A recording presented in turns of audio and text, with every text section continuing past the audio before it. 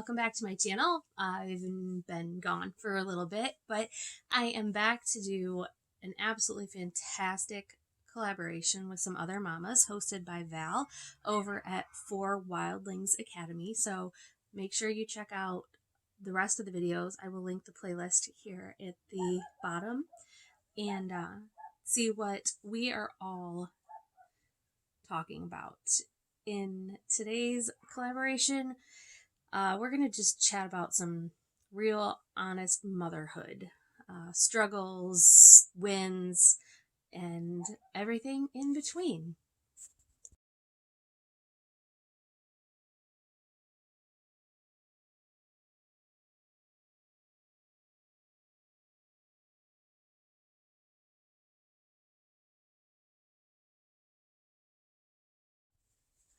So welcome to our Honest Motherhood Chat collaboration. Today I kind of wanted to talk about something that has been on my heart an awful lot lately. And we have been struggling with habits. And as you know, habits are a huge part of a Charlotte Mason education. And I have been working really, really hard on this because, as many of you know, I kind of have a double family. I have two much older kids, 20 and almost 18 from when I was younger. And then I also have two younger children who are 6.5 and 3. And I'm super blessed because I still get to be a mom, and I know that I was the best mom that I possibly could be for my older kids, or at least I tried to be. And I get to learn from all of that, and I kind of get not necessarily a do-over, but I get to do things differently a second time around and use the things and the experiences and the choices that were done previously raising my older kids, and I get to use those learned experiences in how I do things with my younger kids. But my struggle would be teens, and really struggling with my older daughter. And she's a good kid. She is really bright. She is not homeschooled. She is actually in a trade school. She is going for welding, so she will graduate this year, and she will be able to join a union. She will be able to work independently. She will be completely certified, and I'm super proud of her for that. But when you hear the phrase, raise your children up in the way that they should go, or the commandment of children, honor your mother and your father, those are really big. And I'm really thankful that I am married for this second round, because it makes a huge difference. It makes such a huge difference. And having backup and having a sounding board and having somebody go, hey, don't forget, because there's so many things that went by the wayside while I was raising my older kids. And I did not raise them up in the way they should go. I did raise them in the church, in our church. I don't think I was a good enough example. And I don't think that my choice of partner at that point in time for 7 long years was a very good example of what or how I wanted my children to leave the nest. So we are struggling, and I want to be my daughter's friend, but I also know that I am her parent. And unfortunately, because the way that I kind of raised them, we're not even at a middle ground for either one of those. So my biggest thing with teenagers is we have to remember that we are not their friends. And we have to remember that we are still their parents and they need our guidance. I think even more so now than when they're little, um, or at least a different type of guidance, because we're now preparing them to leave our homes and go out into the world. And that's a pretty scary place. And I don't think we ever get it right, but there's a million ways to get it wrong. And I think that this is also the time that, with good guidance, we can eventually build on what will eventually be a great friendship with our kids, because eventually that is a great idea. It's what we should do. We're always going to love them. They're always our children. But the kite string only goes so far, and sometimes they get stuck in the tree and you have to let it go. And it can move on from there. And we just have to make sure that we're raising good people and the next generation, and remind ourselves of the examples that we're setting and be very conscious about it, and be intentional with your teenagers. The days that I make sure I invest in my daughter are better days than the days where I'm just like, oh, you're a teenager. You need to just go. Because let's be honest, we all have those days. And they're never easy. They're not easy. There's nothing about parenting that's easy. I see so many young moms ask the question, we're not sleeping through the night. We're not doing this. When does it get easier? Buckle up, Buttercup, because it never gets easier. There are easier seasons. There are easier moments. But this is a tough game. And so let's raise our kids up to be the people that we want to hang out with. Unfortunately, I love my children, but oftentimes they have turned into people I don't even want to be around. And I have to say, raise your kids to be people that you want to be around. And they're going to feel that. They do feel that. They are hyper aware of those things. So raise good people, raise them up in the way they should go, solidify those good habits. I know a lot of people are not a huge fan of that part, or like the obedience and things like that of the Charlotte Mason education, but they're a big deal. And they might seem antiquated, but I tell you what, I have seen the difference in set 1 and set 2 that is absolutely mind-blowing. So raise them up in the way they should go. Have obedient children. You don't have to be cruel to have obedience. You don't. That isn't obedience and consequences. They don't have to be mean, horrible, harsh things. We're not talking about beating your children here by any means. Gentle parenting can be done, and consequences and obedience can be found within a gentle parenting scheme. So I seriously look into the gentle parenting, hold on to your biblical truths for raising your kids, and be there for the bad times, for the rough days. As much as you want to check out with your teens, don't.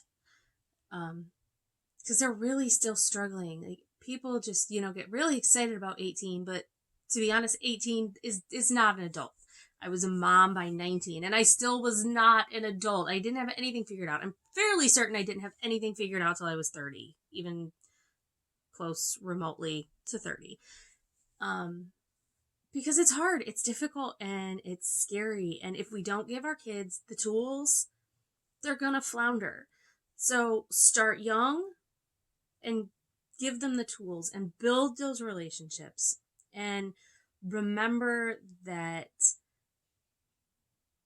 once you make it through these times, and everything that you invest into your teens will eventually turn to gold. As hard as these moments are right now, and as much as you want to throw your hands up, or you're like, what did I get myself into? Remember, it will eventually turn to gold. And pray about it all the time, because I tell you what, you may not see it instantly, but prayer isn't necessarily instant, and it works. So, other than teens and raising up our children, as raising them up as they should, in the ways that they should go, giving our kids tools, and for the world in general, setting a good example with our spouses. And I tell you what, sometimes it is so hard, because marriage is hard work too. Like, people don't necessarily talk about it. It shouldn't feel like a job, though. Marriage is hard work. It's some of the hardest work you're ever going to do, because you are setting the example. You're setting an example, a good marriage, for everyone that comes after us. So communication is really big. I can't emphasize enough. If you need to do the whole counseling thing, do it. I'm a big fan of doing a marriage challenge every year. We're doing the Love Dare, and we're also working through the 5 love languages for kids, so we can be more involved. And then as a family together, we are doing the family devotional Bible study, the from the Clarksons, our 24 family ways. So I would have to say, as I get this second chance and this time, a second time around, right, or if you're just starting out, write down the things that are important to you. Go over them with your spouse. They say opposites attract, and in some ways they do. Sometimes opposites are really great. You've got to have your opposites, but I've got to say that if you don't meet in the middle on the big stuff, and you don't have anything similar, work on those. Because although marriage is work, and every day can be trying, and adding parenting into that can be super frustrating, marriage shouldn't be a job. It shouldn't, like, I know that I work in a restaurant, and although I do love it, and I love hospitality, and I like people, I don't love leaving my home to go to work. I don't. Here is where I want to be. Here is where I feel God called me to be. My job is to be a mom and a wife, and I'm a homemaker. That's and a homeschooler. I teacher. I feel, and I've always felt this way, that was my calling. So although getting our debt paid off and finding a place for our farm is very, very important to us, it's hard for me to leave and go to work. It's really, really difficult. I stayed home for 3 whole years before I went back into the workforce, and every single day is really hard. It sometimes makes me want to throw down and have a fit like my 3-year-old, because I don't want to go. And that's the thing. Like, your marriage shouldn't be a job. You should not want to throw down and cry and scream and throw a fit all the time. I'm thankful that I didn't marry somebody that I feel like I need to babysit. So when it comes to marriage, it's hard, but it's a great, great thing. And that is definitely like one of my struggles would be trying to balance being a mom and a wife. That's definitely a motherhood struggle. And I don't think any of us do it right, but we try, and we have the best of intentions, and I think those best of intentions is what keeps us going day by day. But make it count. Carve out those tiny stolen moments if you have to. I have a girlfriend who, when her husband comes home from work at the end of the day, everything stops. Everything stops. And they sit, and the kids have their quiet time. A timer gets set, and the kids get sent away. And they sit down together on the couch, and they hold hands, and they talk about their day. And then they sit for just a few minutes in quiet. And she said, it took a while to get into the practice of it and to set aside that sacred space for the two of us as husband and wife.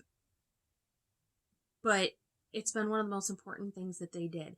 And it makes her a better mom. It makes him a better dad. And it makes them stronger in their marriage. It helps them continue to identify who they are in all of this chaos.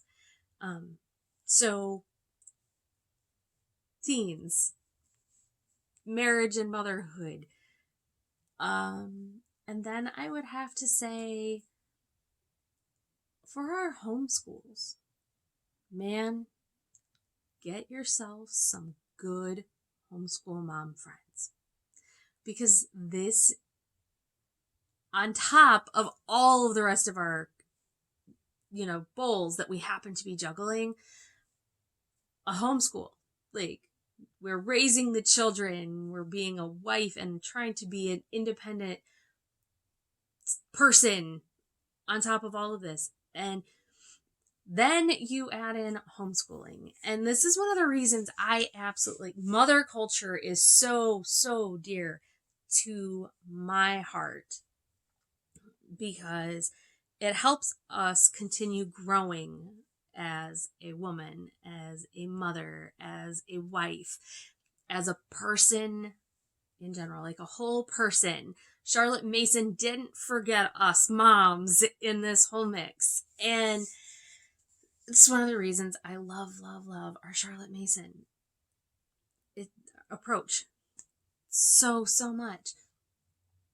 Because we didn't get left behind.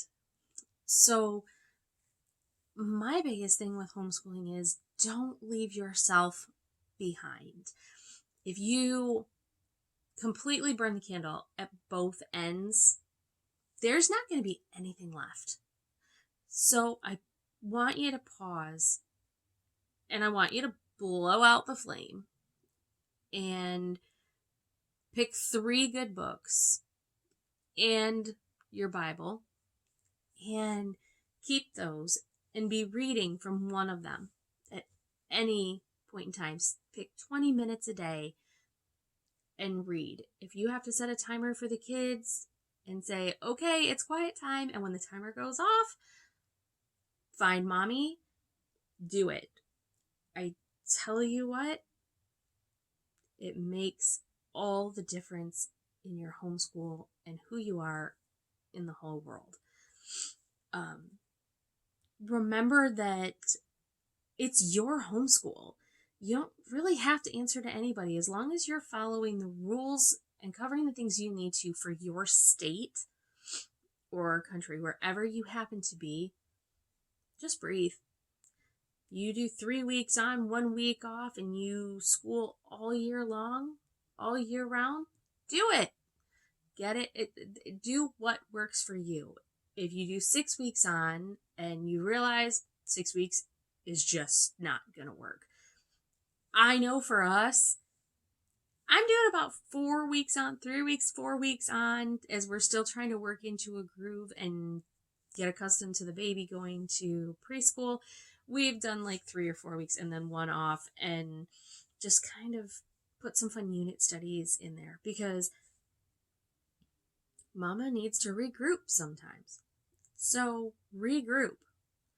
Take your time, and if something isn't working for you, get rid of it. So I hope that hearing all of us vent a little bit and see what is really things that we struggle with that are on our hearts. You know, having littles at home and trying to homeschool, just having littles at home in general. Like, these things are all real, and sometimes it may not seem like we are necessarily all that real, since we're coming to you through a screen.